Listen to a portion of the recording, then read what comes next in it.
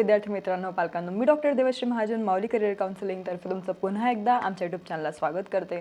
आता सध्या आपण खूप मोठा ब्रेक नंतर हा व्हिडिओ बनवत आहोत, कारण सध्या खूप जास्त बिझी शेड्यूल चालू होतं, वेळ भेटत नव्हता व्हिडिओ बनवायला।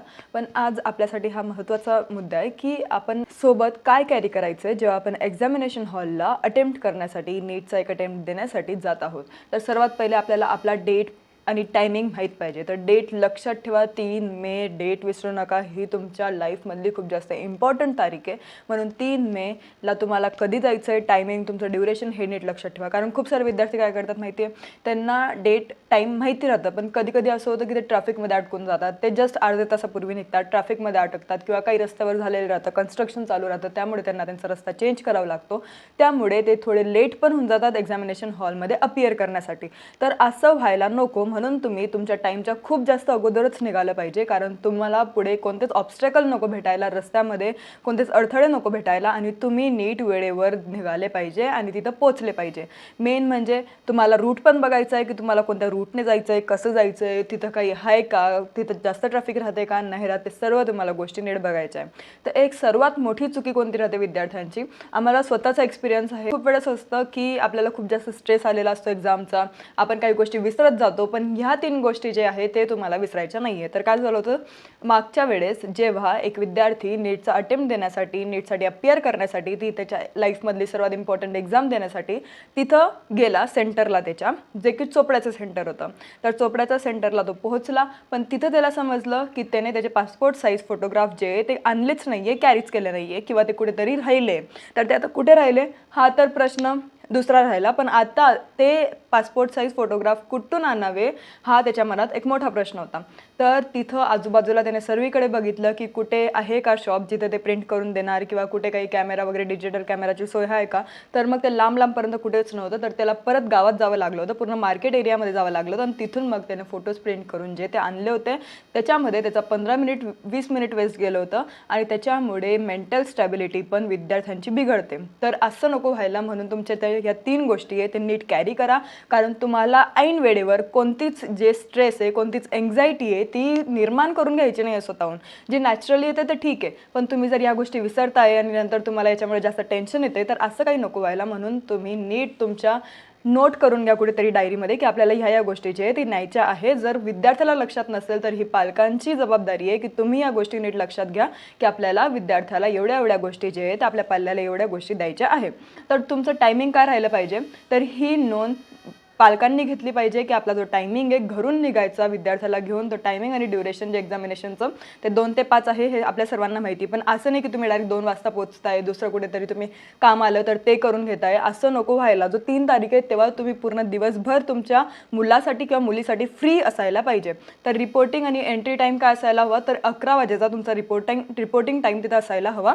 जर तुमच्या घरापासून जे सेंटर आहे ते 1 तासावर आहे, तर मग तुम्ही 2 तासाआधीच तिथं निघालं पाहिजे, कारण जर मध्ये काही आलं तर तुमच्या हातात अजून 1 तास आहे, म्हणजे तुम्ही 10:30 पर्यंत तुमच्या सेंटरला तिथं राहायला पाहिजे, प्रेझेंट राहायला पाहिजे। Last entry to the examination centre 1:30 वाजेपर्यंतचं टायमिंग आहे, 1:30 पर्यंत तुम्ही जाऊ शकतात। अनाउन्समेंट कधी होईल, इम्पॉर्टंट इन्स्ट्रक्शन 1:30 वाजेपासून ते 1:45 पर्यंत तुमचे अनाउन्समेंट आहे ते होऊन जातील। टेस्ट बुकलेट तुम्हाला कधी भेटेल, म्हणजे तुमच्या हातात क्वेश्चन पेपर कधी येईल, तर 1:45ला भेटून जाईल, 15 मिनिटं अगोदर भेटून जातो आपल्याला क्वेश्चन पेपर, म्हणजे तुम्ही त्याला रीड आउट करू शकता। तुम्हाला particular writing of particulars on the test booklet by the candidate तुम्ही 1:50ला करू शकता, 10 मिनिटं आधी। आणि जी टेस्ट आहे ती प्रॉपर 2 वाजता चालू होईल, एकदम कंप्लीट 2 वाजता तुम्हाला तुमची जी OMR शीट फिलिंग आहे ती स्टार्ट करायची आहे, आणि करेक्ट 5 वाजता संपेल। आता मी इथं ऑलरेडी तुमच्यासाठी हायलाईट करून ठेवलं आहे, हे काय तर हे NTAचं ब्राउचर आहे नीटचं, जे की ते त्यांच्या वेबसाईटला पाठवत असतात, त्यांच्या वेबसाईटला ते अपलोड करत असतात। तर त्याच्यामध्ये आपण हे सर्व गोष्टी हायलाईट केल्या आहे, ह्या चुका तुमच्याकडनं नको व्हायला म्हणून नीट लक्षात घ्या। आता तुम्हाला काय घालायचं आहे, तुम्हाला काय काढून जायचं आहे, हे पण तुमच्यासाठी महत्त्वाचं आहे। The candidates must show on demand the admit card admission in the examination hall. तुम्ही तिथं ॲडमिट कार्ड नेलं पाहिजे, तुम्हाला ॲडमिट कार्ड नेणं कंपल्सरी आहे. ॲडमिट कार्डशिवाय तुम्हाला कोणीच बसू देणार नाही आहे. Not be allowed to enter the examination hall without the admit card.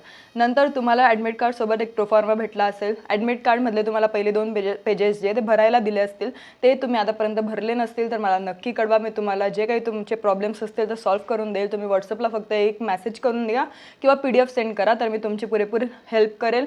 तर तिथं तुम्हाला ॲडमिट कार्डचे काही जे पेजेस आहे ते भरायचे आहे, ते फॉर्म फिल करा आणि ते तुम्हाला तिथं न्यायचं आहे. नंतर candidates who comes after 1:30 PM shall not be permitted to enter the examination centre. जे 31च्या नंतर जातील म्हणजे 1:30 वाजेच्या नंतर जातील त्यांना अलाउड केलं जाणार नाही. आणि जे तुमचे अलॉटेड रोल नंबर्स आहे, अलॉटेड रूम्स आहे, तिथंच जाऊन तुम्हाला बसायचं आहे. जर तुम्ही चुकीच्या ठिकाणी गेले आणि लास्ट टाईमला जर थोडं काही इकडच्या तिकडं गोष्टी झाल्या तर तुम्हाला परत तिथून चेंज करावं लागेल तुमची सीट आणि थोडं टायमिंगमध्ये चेंज होऊ शकतो. म्हणून तुमची जी रोल नंबर आहे, तुमचा जो सीट आहे तिथंच जाऊन नीट बसा, म्हणजे उठ बस करावं लागणार नाही. आता कॅन्डिडेट्सला कोणते डॉक्युमेंट्स सोबत घ्यायचे आहे, विद्यार्थ्यांना कोणते डॉक्युमेंट्स न्यायचे, तर जे महत्त्वाचे डॉक्युमेंट्स आहे ते कोणते, तर ॲडमिट कार्ड जे NTA वेबसाईटवरून डाउनलोड केलेलं आहे, ओरिजिनल ॲडमिट कार्ड, ते तुम्हाला तिथं घेऊन जायचं आहे. तुम्हाला सोबत पासपोर्ट साईज फोटोग्राफ जो आहे तो घेऊन जायचा आहे. एक ॲप्लिकेशनवर जो तुम्ही पेस्ट केला होता, जेव्हा तुम्ही ॲप्लिकेशन फॉर्म फिल केलं तेव्हा जो तुम्ही फोटोग्राफ तिथं अपलोड केला होता सेम फोटोग्राफ पाहिजे, दुसरा चालणार नाही. 1 पासपोर्ट साईज फोटोग्राफ जे तुम्ही अपलोड केलं होतं तेच तुम्हाला घ्यायचं आहे अटेंडन्स सीटसाठी तिथं सेंटरला लावायला, आणि एक ॲडमिट कार्डवर पण फोटो लावायचा असतो. तर असे तुम्ही 2 पासपोर्ट साईज फोटो कॅरी करा. पण ऑन द सेफ साईड तुम्ही 4-5 पासपोर्ट साईज फोटोज जे किंवा त्यांचा जो बंच आहे तो कॅरी करूनच घ्या, कारण नंतर जर ते हारले वगैरे तर तुमच्याकडे एक बॅकअप राहील की आपल्याकडे अजून जे बाकीचे फोटोग्राफ्स आहे ते पण असतील. आणि एक पोस्ट कार्ड साईज फोटोग्राफ जो की 4x6चा जो कलर फोटोग्राफ आहे तो तुम्हाला पाहिजे व्हाईट बॅकग्राऊंडसह. Should be pasted on the proforma downloaded with admit card. ते तुम्हाला प्रोफार्मावर पेस्ट करायचं आहे. तर तसा तुम्हाला पोस्ट कार्ड साईज फोटोग्राफ लागेल. Any of the authorise photo ID जे गव्हर्नमेंट इश्यूड फोटो IDs असतील ते तुम्हाला त्याच्यामधलं कोणतं तरी एक लागेल, जसं की पॅन कार्ड असतं, ड्रायव्हिंग लायसन्स असतं, वोटर ID, पासपोर्ट, आधार कार्ड कोणतं पण चालेल. जर तुम्ही आधार कार्ड नेता आहे, मोस्टली आधार कार्डच नेतात, तर जर तुम्ही आधार कार्ड नेत असाल तर त्याचं जे बायोमॅट्रिक्स आहे ते व्हेरीफाईड पाहिजे गव्हर्नमेंट थ्रू, तर ते एकदा नीट चेक करा. आणि जर PWDला जर तुम्ही बिलॉंग करत आहात तर त्याचं पण तुम्हाला सर्टिफिकेट तिथं घेऊन जावं लागेल. इन केस जर तुम्ही बिलॉंग करताय तरच ते तुम्हाला लागेल, नाहीतर लागणार नाही. आता कोणत्या गोष्टी तुम्हाला न्यायच्या नाही आहे, तर जर तुम्ही इन केस कोणत्या तरी वेगळं जीन्स टॉप वगैरे घालून जात आहात तर ते अलाउड नाही आहे. जर तुम्ही तिथं जीन्स वगैरे घालून गेले तर नंतर ते तुम्हाला चेंज पण करायला लावू शकतात, कारण बॉडी अटॅच्ड ड्रेस तुम्हाला चालणार नाही. तुम्हाला नीट एकदम तुमची नाईट ड्रेस म्हणजे नाईट पॅन्ट किंवा ट्राउझर पॅन्ट किंवा स्ट्रेट पॅन्ट आणि साधं आपलं T-शर्ट घालून जायचं आहे. जास्त काही तिथं फॅशन शो आपल्याला करायचं नाही आहे. नीट डिसेन्सीने जा, म्हणजे तिथं आपल्याला कोणी अडवणार नाही आणि आपली मानसिक स्थिती तिथं बदलणार नाही. तर ती तुम्हाला तिथं मेंटल स्टेबिलिटी मेंटेन करण्यासाठी तुम्हाला नीट आपल्या कपड्यांमध्ये जायचं आहे. जे कानातले इयरिंग्स वगैरे, चेन वगैरे तुम्ही घातली असेल, रिंग्स घातल्या असतील, ब्रेसलेट वगैरे घातलं असेल, वॉच घातली असेल तर ते सर्व तुम्हाला बाहेर काढून जायचं आहे. वॉच पण नेऊ नका, कारण खूप ठिकाणी वॉच अलाउड करत नाही ते सेंटर्सवाले. नंतर तुमची नोज रिंग वगैरे असेल तर ते पण काढून जा, कारण नोज रिंगवर खूप लोक भार देत नाही. ते म्हणतात की छोटीशी गोष्ट आहे, कोणी बघणार नाही. पण कोणतीच ज्वेलरी अंगावर नको, सर्व जे ते बाहेर काढून जा, कारण ते डिटेक्ट करतात त्यांच्या मशिनरीमध्ये आणि मग ते तिथं काढायला लावतात आणि मग आपला अर्धा जीव तर तिथंच अटकलेला राहतो की ही जी गोष्ट आहे मी तिथं डोअरवेवर काढून आली आहे तर ती माझी नीट राहील का. म्हणून सर्व जे ते घरीच काढून द्या किंवा पॅरेंट्सकडे देऊन द्या. नंतर तुम्हाला साधे चप्पल घालून जायचे आहे, सँडल शूज वगैरे, एकदम प्रोफेशनल तिथं जायचं नाही आहे. नीट चप्पल घालून जा. तुमची जे हेअर आहे ती नीट टाय करून जा, म्हणजे मागे बांधून जा किंवा वेणी टाकून जा. एकदम चांगलं पद्धत म्हणजे वेणी टाकून जाणं. रबर साधं एकदम ब्लॅक कलरचं लावा, कोणतंच फॅशनेबल रबर तिथं लावायचं नाही आहे. तर ह्या ज्या गोष्टी हे तुम्हाला नीट लक्षात ठेवायचं आहे. तिथं असे जा की आपण एक्झाम द्यायला जात आहोत, दुसरं काही नाही. कारण खूप विद्यार्थ्यांचं असं चुका होतात की ते लोक तिथं काहीतरी वेगळेच कपडे घालून जातात, एकदम जीन्स वगैरे घालून जातात. तिथं ते वॉचमॅन त्यांना अलाउड करत नाही. मग हे लोक खूप रिक्वेस्ट करतात की प्लीज जाऊ द्या, आमचा टायमिंग झालेला आहे वगैरे. त्याच्यामध्ये त्यांची मेंटल स्टेबिलिटी बिघडून जाते, मेंटल स्टेट बिघडून जातं आणि मग एक्झाम हॉलमध्ये आपण तोच विचार करत असतो. तर उगाच जे कम्युनिकेशन जे आहे, फालतूचं कम्युनिकेशन आपलं नको व्हायला, म्हणून ह्या ज्या गोष्टी आहे ते नीट मेंटेन करा, नीट सांभाळून जा. तिथं काहीच आपल्याला गोंधळ करायचा नाही आहे, असं करा. नंतर हे जे मी 3 गोष्टी तुम्हाला सांगितले डॉक्युमेंट्सचे 3 नीट लक्षात घ्या आणि शेवटच्या वेळेस एकदमच रिव्हिजन करण्यात भार देऊ नका. पालकांना विनंती की उगाच इकडचे तिकडचे प्रश्न आपल्या विद्यार्थ्याला विचारू नका, आपल्या पाल्याला विचारू नका की तू हा अभ्यास केला का, हे टॉपिक केलं का, ते टॉपिक केलं का वगैरे वगैरे काहीच बोलू नका. जस्ट नॉर्मली जसं तुम्ही कम्युनिकेशन करतात, जसं डिस्कशन करतात तसंच करा. लास्ट मुमेंटला कोणताच सेल्फ डाऊट मुलाला यायला नको आणि त्यात त्याने हे नको विचार करायला की अरे हा तर टॉपिक माझा राहूनच गेला. मग त्याच्यामुळे जो पुढची जी स्टेट आहे ती कन्फ्युजनमध्ये जाते. तोच विचार करत असतो, तोच ओव्हरथिंक करत असतो की हा टॉपिक माझा राहून गेला. त्याच्यामुळे जे बाकीचे त्याचे स्ट्रेंथ आहे, जे स्ट्रॉंग टॉपिक्स आहे ते पण तिथे सुटत जातात. म्हणून उगाच इकडचं तिकडचं डिस्कशन लास्ट मुमेंटला करू नका.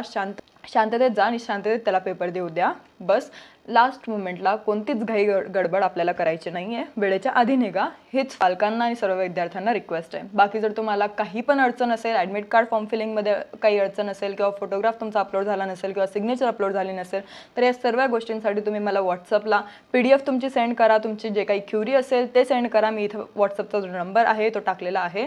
इट्स 8275518480. जर तुम्हाला कोणत्या काउन्सिलिंग रिलेटेड काही मदत पाहिजे असेल तर ते पण तुम्ही आम्हाला सांगू शकतात.